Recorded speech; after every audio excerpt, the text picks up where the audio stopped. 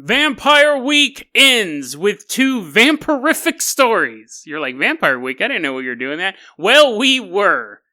First off, we take a look at a man who can promise you today that he can make you a vampire for $500. And then we travel to Mexico to look at a vampire legend that is so obscure, most Mexicans have never ever heard of it before. Even though this vampire kills a baby every month. Today on Dead Rabbit Radio.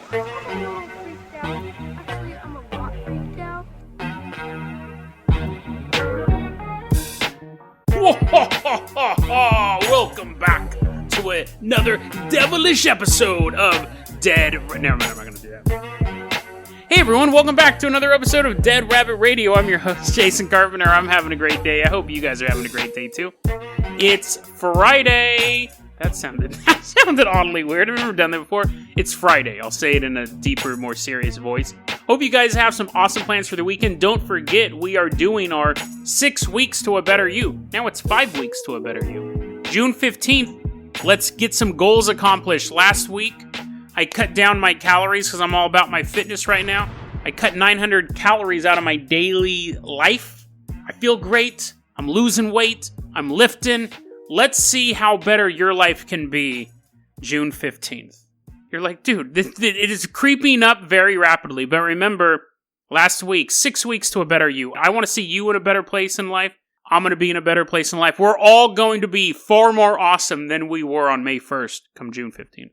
But anyways, let's go ahead and move. You're like, dude, I didn't know I was going to have so much pressure. I just wanted to hear a ghost story or a vampire story during Vampire Week. Ha ha ha. That I just announced. I was doing vampire stories a lot this week, but I didn't want to make it a Vampire Week. Because I don't think I talked about them on Wednesday or something like that. But anyways, we are going to take a look at some vampires. First off, we're going to say thank you to one of our legacy Patreons, Ivan M. Ivan, thank you so much for supporting the show. That really, really helps a lot. You are going to be our captain for this episode. If you can't support the Patreon, you know what I'm going to say. That's fine, too. Just help get the word out about the show. That really, really helps out a lot. So, Ivan, let's go ahead and fire up that Carpenter copter. We are flying out to India, because that is where this seems to be centered. We're flying out to India. You're like, Jason, that's a super big country. You just can't say, next stop, India. Like, I have to have directions. Ivan, okay. And I don't know the specifics, Ivan. Just hover around India for a while. And we'll figure it out. Because apparently, you actually may have encountered one of these. There is a post that's floating around the internet. Some people may say it's Copypasta. Some people may say it's creepypasta. Some people may say it's a scam. Here we go. This was posted, the original time I saw it, this was posted on the Facebook page for the South Atlantic News Agency. It's written by a man named Kaith Bradon. Kaith Bradon writes this. And it is broken English, so we're just going to have to struggle through a bit of this. I'm a vampire. And I know you will be surprised to think that. How I can write articles on the site if I'm a vampire. I am quite shocked. I didn't know vampires could use computers, but Kaith proved me wrong. Here we continue. I can change any time, any day to either human or vampire. Yes, it is true. How I become a vampire with the help of the Hindu priest. And then he has this helpful email address, vampirelordtransformerchanging@gmail.com. That's very nice. I thought they might have their own server, being undead creatures that feed on humans. But nope, just Gmail. If you want to write that down, it's vampirelordtransformerchanging@gmail.com. He goes on to say that technically he's a demon called a Pishacha. A Pishacha, it's like a Indian version, an East Asian version of the vampire. It's a far cry from Twilight. If you wanted to meet up with this dude, want him to turn into a vampire, just to let you know, they don't necessarily drink human blood, they eat flesh. That's a huge difference, right? There is something romantic about the young maiden being in her bedroom. She's combing her hair, the window's open, someone crawls through the window. Okay, so it's less romantic when you start to think about the real-world applications of it. But in old-timey England, instead of some creepy dude crawling through your bedroom window, it's mist. That's not creepy, right? It's mist.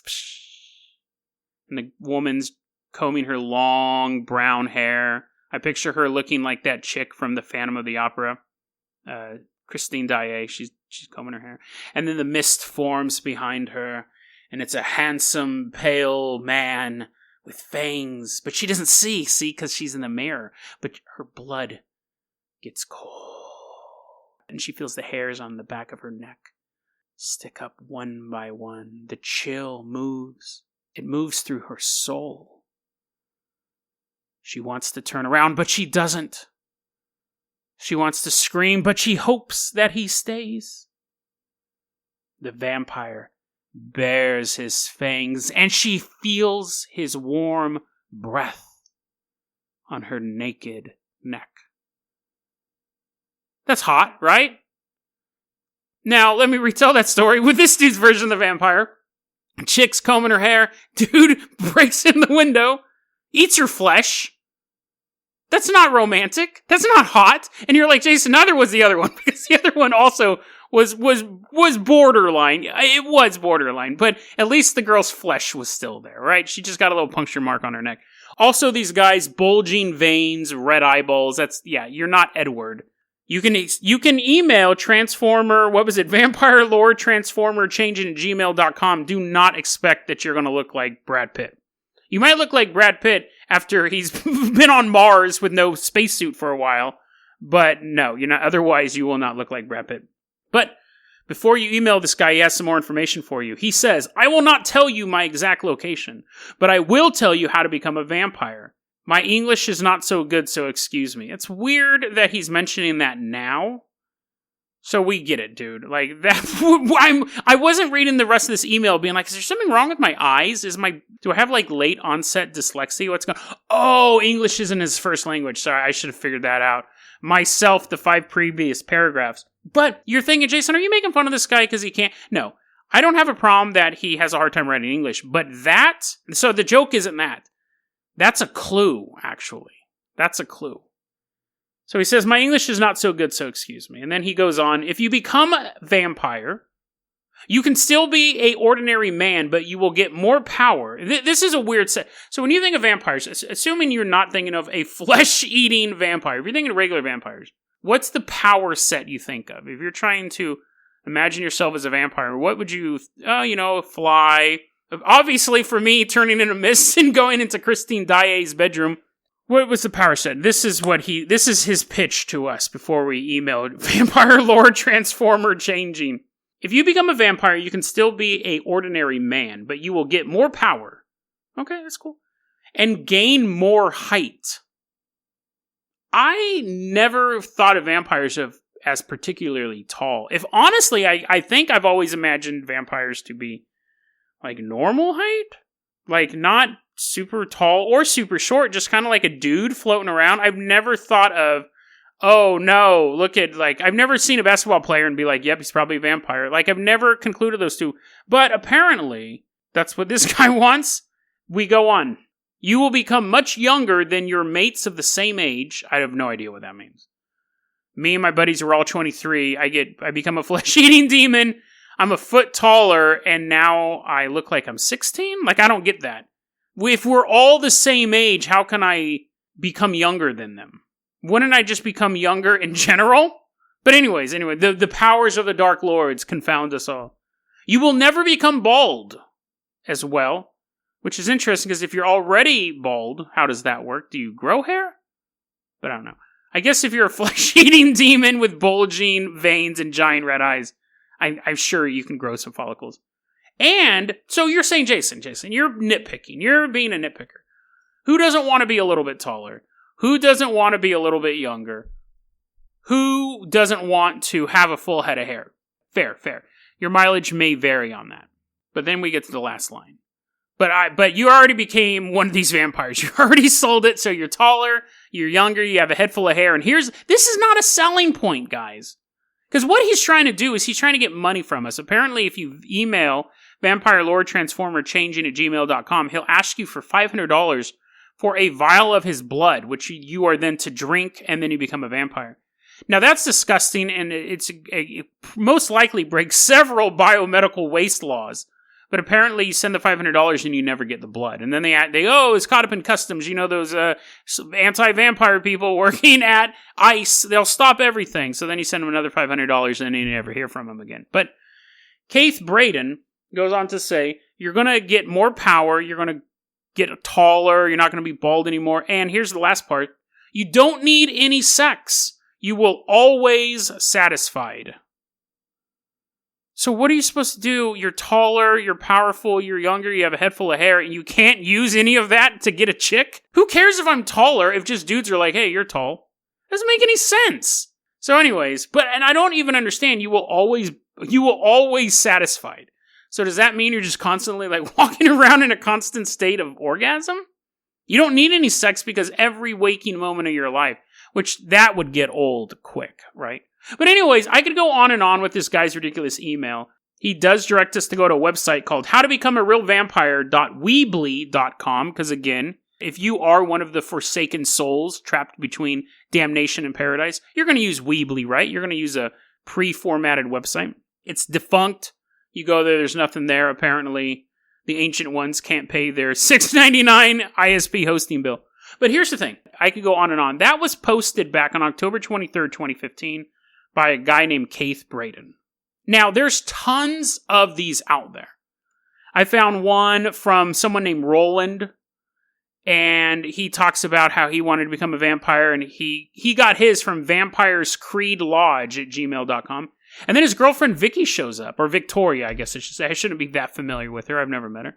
But she also talks about another place. She also talks about Vampire's Creed, and that's where she names specifically it's $500 to get the blood and everything like that. And they got it, and it took them 30 minutes, and they became vampires. And then I found this one. Those were published in 2017. The first one I went over, Kaith Bradon one, that was October 23rd, 2015. So this has been going on for a couple of years. Listen to this one. This one's from 2016. Being a vampire has certain limitations, but it can also be a ton of fun. Your extra strengths and abilities can make you successful in almost every endeavor you participate in. And before you know it, the money and acquaintances will come streaming in. That's a good sales pitch. That's a really, really good sales pitch. This was, I don't remember exactly what website I found this on, but this was in 2016. You can build wealth and gain prestige and notoriety and attempt things you may never have considered as a human. One thing you will definitely have more of is time. Beef up your education and learn all you wanted to. Travel the world to see things most people only ever see on TV. This is, again, a really, really good sales pitch. This is starting to make me want to eat human flesh. This is going to be especially fun if you turn to share your life with one of us. Let us show you the wonders of the world. Learn new languages, go skydiving or scuba dive with the sharks. Visit the African safari. You no longer need to be scared of nature or wildlife. You will have become the world's strongest predator. Have fun with it. And your life as a vampire can be more fulfilling than you ever dreamed. Explore, experiment, experience, and get excited. There's a big world out there with lots to see and do, and as a vampire, you can do it all. If willing and ever ready to be a full-blooded vampire with powers and mighty great skills, then these is the opportunity for you to get transformed and turned into a vampire. And then he gives you a couple emails you can contact. It's still a scam, right? But he gives you an email you can contact. KaithBradon@gmail.com.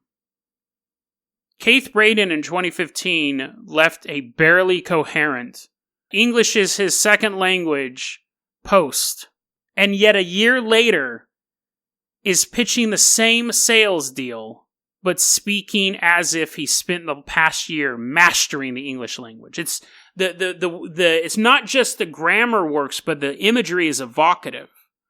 It's not no bald, have hair, be tall. It's imagine you're in the jungle. You have nothing to fear. You are the alpha predator. Now, it's possible that Kaith Bradon is just the name that different writers use to run this scam. Or it's very interesting in this email, out of all the stuff he lists, all these activities you can do as a vampire, one of them stuck out, right? Learn new languages. Is Kaith Bradon actually a vampire? Did we actually watch the evolution of a young man who had just recently become a vampire. He was a native to India, types out this email on behalf of his Lord Vampire, his Vampire Lord Transformer changing at gmail.com. And then in the year in between, with his vampire skills, learned English more fluently than a lot of English speakers.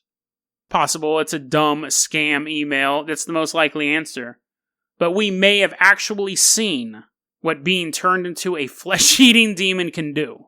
Because if you don't need to sleep, why not learn another language in between skydiving and scuba diving?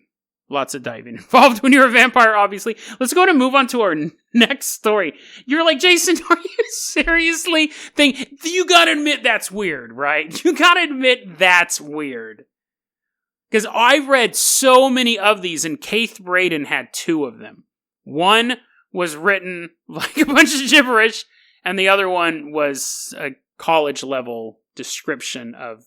So, you guys can just say, Jason, you just spent 15 minutes talking about scam emails, and that was fine, but then when you try to convince me that someone actually turned into a vampire because they can type better later, hey man, I'm just asking questions. I'm going to do the conspiracy theorist thing. I'm just asking questions.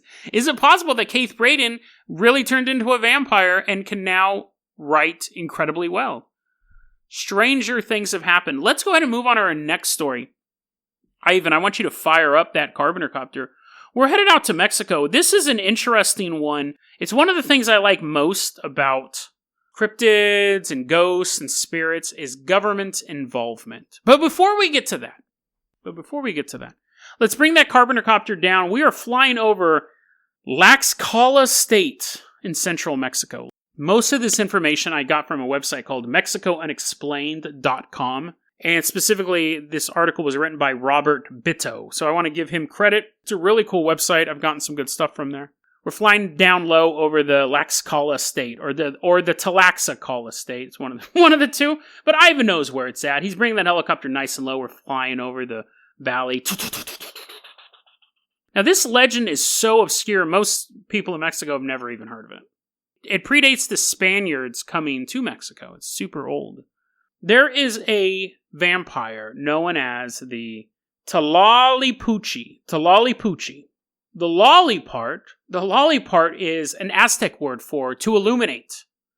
I don't know what the Puchi is. I don't know what the Puchi means to. I tried looking it up and it had a bunch of like urban dictionary stuff. You can imagine what people refer to as a Puchi. But Tlahuelpuchi was the name for this vampire woman. Almost always a woman. And that's funny because last week we talked about the Korean ghost that's almost always a woman, and I postulated that maybe if we looked at it, most ghosts are women. There's a minority of male ghosts, and I think if we looked in the world of cryptids, we may see something similar to that. And it's a witch. It's a witch. I don't know if witches normally are. This is an interesting one because she kind of blurs the lines. It's not a witch in the sense that we think of as a witch. It's a subspecies of human. It's a shapeshifter that you are simply born one. But not like the old tradition where your grandmother was a witch and I'm a witch and now you two are... No, you can go 8 generations, 0 witches born. But then you are cursed to be a Tlahuelpuchi. You don't know it until you hit puberty. And for 3 days, your soul leaves your body. And at that time, the family has to come together and realize that they now have one of these wretched spirits in their house. Now, from a sociological output, that kind of makes sense that we have more female versions of these, that it happens at puberty, that you're starting to see these hormonal changes going on in women, young girls, and maybe it was just an excuse to kick them out of the house. They're like, get out of here, you're probably a witch. Kick them out of the house. Go live with someone else. So, that's possible. But in these small villages in this central Mexican state, it was a time of great fear. When your child hits puberty, you don't know if they're going to become one of these creatures. Because these creatures have a power set. The biggest one is that they're shapeshifters. Now, they can shapeshift into anything. They can shapeshift into a tick or a flea to sneak past guards. They can turn into a wolf. They can turn into a larger animal. But 75%, this is where we get into just bizarre myths, bizarre weirdness. They can turn into any type of animal, and really, I didn't see any limitations. They could turn into a pail of water if they wanted to. But 75% of the time, when they shapeshift, they become a turkey. And they're a glow-in-the-dark turkey. Whenever they shapeshift, they'll not just turn into a flea, they'll turn into a glow-in-the-dark flea. So when they turn into a wolf, it's glowing. That's pretty menacing. A glow-in-the-dark flea, you wouldn't even know it. You wouldn't even notice it, right? Glow-in-the-dark wolf would give you nightmares. Glow-in-the-dark turkey.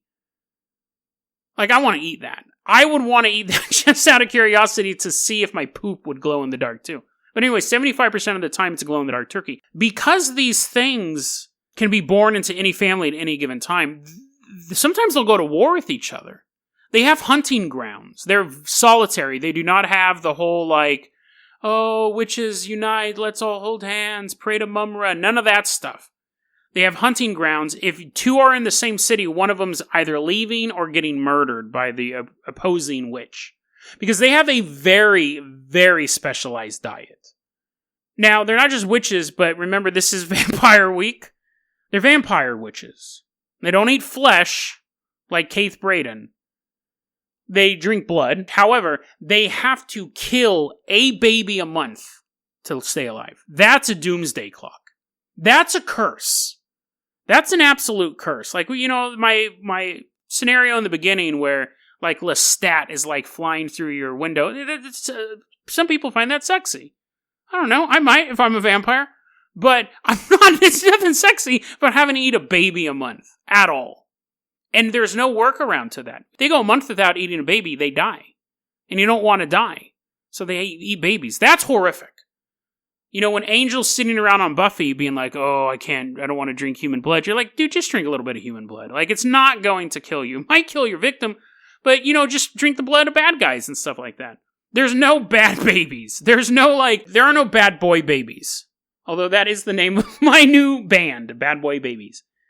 To do the transformation, it's where they can transform their bodies, but to do it, they have this unique ritual. First, they have to go into their kitchen and start a fire, which is always a bad way to start a ritual, right? That is the reason your parents aren't kicking you out of the house because you're a hard-to-handle teenager. It's because you keep setting fires. But once a month, you set a little fire in your kitchen, and you walk into it, you sit down, you pull your legs off, and then you turn into a turkey and walk away. Once you're a turkey, you can shapeshift into other stuff, but then your legs are just sitting by this fire. That makes your legs vulnerable, and sometimes people will try to destroy the legs to prevent you from turning back into a human. But I mean, that's just bizarre. You're walking into a house, you're like, hey, has anyone seen Nancy? Oh, are you kidding me? You see two legs sitting in the kitchen's on fire. You're like, guys, come on. We gotta do something about this unholy creature living under this roof. But she's your daughter. I don't care. She's a turkey. Okay, fine. You sit down, you watch television for a while, till you hear the turkey. You see the glow outside. I don't know why I'm making fun of this. That turkey just ate a baby. That's not, the guy would be like, oh, my daughter's coming home. Oh, wait, my daughter just ate someone else's daughter. But anyways, the turkey has this ritual. Well, it will find a baby in a house, and then has to fly. Oh, yeah, it can fly as a turkey. This turkey can fly around, which, I mean, that's nothing. It's already taken its legs off and glow in the dark. I can allow a turkey to fly around.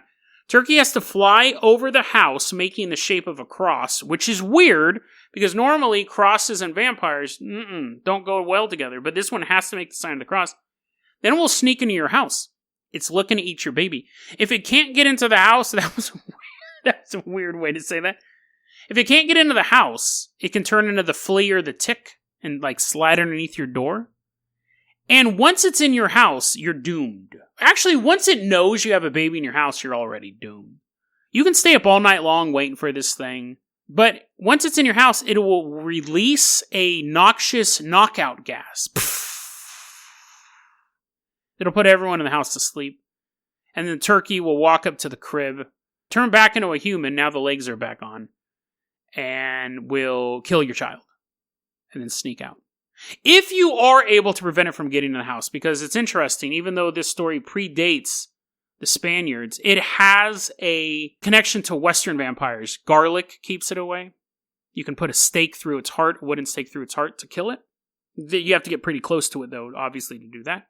Which you could say that's cultural contamination from the West, or you could say that those things actually do affect vampiric life forms, and that's why you can have a culture, an ocean away, that has similar things. But anyways, you can stick a stake through its heart if you get close enough, but it also can turn into anything. If you're able to keep it out of your house, a lot of times it will then destroy your crops. It'll transform into a wolf and eat your cows, or transform into a donkey and step all over your crops, which technically you could probably do that as a wolf or even a flying turkey. But it will just, basically, it's coming for your kid, and it has to eat a kid a month. And if it can't eat your kid, if you're able to keep it away, it will destroy everything. Now, this thing, there's a great scene in the original Alien where they're talking about the xenomorph. They find it has acid for blood. And one of the characters goes, it's a hell of a defense mechanism. You don't dare kill it. And that's true. Something that actually can do more damage as it's dying that's an amazing defense mechanism. This thing gives the xenomorph a run for its money. This thing also has some hilarious ways to kill it, though.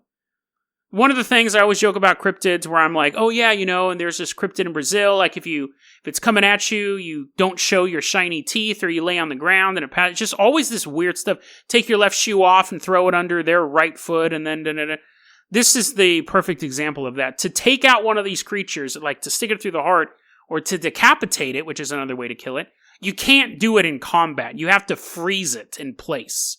And once these guys are frozen, if you can freeze them, anything can kill them, technically. Like, if they're frozen, you could shoot them with a shotgun. But if they're not frozen and they're coming at you, it's a weird catch. You have to decapitate them or stick them with a wooden stake. If they're frozen, you can still use those things. They don't become immune to that. They're like, wood is now my strength. But once they're frozen, they're actually completely vulnerable. You can chop them up with a chainsaw if you can get close enough. Which you could, because they're frozen. But, that doesn't still mean you should walk around with chainsaws. You have to freeze it in place. Here's a couple different ways to do that. Take a white handkerchief, put a rock in it, tie it, and then throw it at her. It hits her, she'll freeze in place. And then you take your time, chop its head off. Take your hat off, whoop, whoop, whoop. Put it on the ground with the top of the hat touching the ground. You take a knife out, you stab the hat. Freezes her in place. That's just weird. Those are both weird things that can... Whatever part of the legend, like, if you made that up, someone would be like, so, Papa, how do we stop these things? And he's like, well, little one, he's looking around the room, he sees a hat, and he's like, you, take a hat, and, he looks over, sees a knife, and then you take a knife, and then he looks down to the ground, and he's like, So, did you just make it up? Or if these things are real, how did they figure it out? How many times were they like, oh no, she's coming, and they threw their hat on the ground and get murdered? And the next guy was like, oh no, she's coming. He takes his hat off the ground and then throws a knife at the hat and gets murdered. And then eventually, over the course of 10,000 years, through human evolution, the person evolves to the point where they know, oh, if I take my hat off and put a knife through it, then she freezes in place. Just like vultures learning how to drop turtles. Then, this is my favorite one. This is my favorite one to stop this one, because it's honestly the most troublesome one. However, if you don't have a handkerchief, you don't have a hat, and you're trying to stop one of these things from killing you, because they do kill humans as well. They just need to kill a baby a month. They can kill as many people as they want. They just have to kill at least one baby a month to survive. You may not have a handkerchief. You may not have a hat. But you know what I can almost guarantee you having is a pair of pants. So if you ever see one of these things coming at you, what you do is you take your pants off. Which is not a good defense strategy, right? You take your pants off. You then have to pull, while this creature is coming at you, right? You take your pants off, which already takes a while. Take your pants off, you pull one leg through. So now one leg is inside out. So now you basically have the two legs going long ways. And then you throw them at her. Ugh! Throw your jeans at her. One leg's normal, the other leg's inside out, and it hits her. And she freezes in place. It would honestly be quicker to just go to a hat store and buy a hat. Right? Because there's no scenario where you're being chased by a creature that serves the Dark Lord, and you're going to have time to take your pants off. Just taking your pants off alone takes a while. I think it at least takes me like 30 seconds to take my pants off. And that's standing still. If I'm being chased, it's going to take more. And then usually, 30 seconds with my shoes already off. If I got to take my shoes off too, we're looking at like a minute and a half. You know how fast turkeys fly, dude? They don't. But I mean, you know how fast vampire witch turkeys fly? Faster than 1.5 minutes. But here's the thing. You go, okay, you talking about defense mechanisms. Take your pants off, throw it at her. Throwing handkerchiefs full of rocks and stuff like that. That's not a big deal. Here's the problem. You throw it at her, throw the jeans at her, you chop her head off, you save your baby, you save the people in your house. Now you become one. That's the second way this can happen. You can be born one, and if you kill one, you have to eat a baby a month until you either can't live with yourself anymore, or somebody else kills you. That is a defense mechanism. I don't think I've ever come across a cryptid. I don't think I've ever come across that outside of fiction, where if you kill the creature, you become the creature. There actually is a really good movie called Don't Kill It, starring Dolph Lundgren. It was dope. It felt like it should have been the pilot for a television series. You should check it out. Dead Rabbit recommends Don't Kill It. But yeah, it was the same thing. If you kill in that one, if you kill the demon, you get possessed by the demon. And it was an interesting movie. I liked it. I watched it when I was trapped in the airport when that massive snowstorm hit. But this is, I don't want to say this is real life, because this is a possibly fictional creature, but in the legend, this is real life. So if it's sneaking into your house, you have to make a judgment call. You can try to keep it out of your house. It can possibly kill your kid. But if you kill it, then you simply become one of them yourselves. Now you are hungering for the blood of the innocent. And it's like an addiction. You can say, well, I just won't do it. I'll just die after that first month. But the hunger becomes so intense. You'll find yourself setting a little fire in your kitchen while the family's asleep. Taking your legs off. Transforming into a glowing turkey to find your own feast. Interesting cryptid all around. But it becomes an even more bizarre story in the 1950s. At Tlaxcala State, central Mexico. You had a state official just checking paperwork, stamping stuff, stamp, put it away, stamp, put it away. This state worker is going through death certificates, birth certificates, things like that, from villages in his state. And he starts to notice something on birth certificates. Now, it was on all sorts of birth certificates. The older people had this, but it was mostly babies were having their cause of death on their birth certificate. Chupado por la bruja. What? This must be a typo. And he looks at another birth certificate. Chupado por la bruja. In English, that means sucked by the witch. He goes and reports it to his superiors. He's like, hey, we're getting some weird death certificates from a couple villages. And shows him to him. What? Sucked by a witch? What's going on?